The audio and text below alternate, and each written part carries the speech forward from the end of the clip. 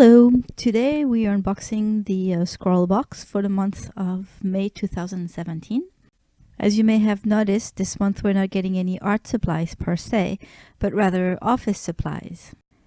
While they can be fun to either doodle with or make art with, I understand that some people might end up being disappointed that they didn't get any quality art supplies this month.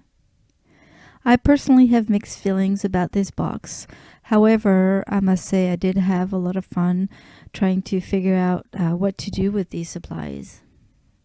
My 13-year-old was very excited because she loves highlighters, and so she did the challenge as well, and I'll link a video for it.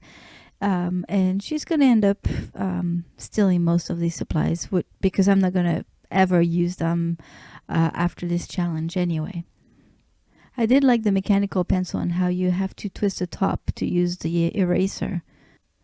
Also, I think that the lead replacement might be easier with this mechanical pencil because you just pull out the end of the pencil and you actually see where the lead is going. Talking about the lead, I think this one is probably something like a 2B or more. It's very dark and smudges a lot. So you have to be careful when you use it for your initial sketch. But I really like that. All the highlighters, as well as the Staedtler fine liner and the Stabilo Point Max, they are water soluble. So you need to be careful when you add markers on top of them because it's going to smudge everywhere.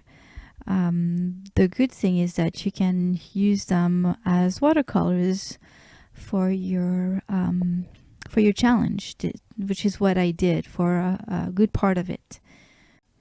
And I did use both black liners at the end when I didn't have to add any wet mediums over them. The highlighter pencils are pretty cool. They're by koh-i-noor. They blend okay. They're definitely not pencils to make fine art with, and I think they only come in 6 colors anyway. But being fluorescent colors, they're definitely not light fast. They're going to fade pretty easily in the sun. And finally, the sketchbook is pretty nice. It has 40 pages and it's cartridge paper, so drawing paper. It has a nice texture and it's thick enough. However, using wet markers on it didn't work that great, but it took it. Plus I used a water brush to dilute them, and it was fine. The only thing is the sticker that was on it. I tried to remove it and it left a sticky residue that I really had to clean up. So, which is a shame because the texture of the cover is perfect for Posca markers. So you can decorate the cover with paint. And actually I let my daughter, once I was done cleaning it, decorate it. So I'll link a video of her painting on it. As usual, because I was not familiar with the quality of the paper and how the supplies would react with it, I put an extra piece of paper underneath so as not to ruin the other pages of my sketchbook. As mentioned before, I used the markers with water. I diluted them and used a water brush so that the colors would be a bit softer, especially for the face.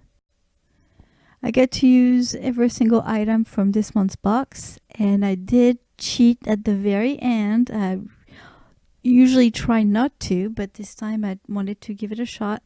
I used a white pencil that came in last month's box for just a few highlights. Not very many, but I thought I had to make it look a little bit better. So that's it. Let me know if you have any questions, and I'll see you next time. Bye!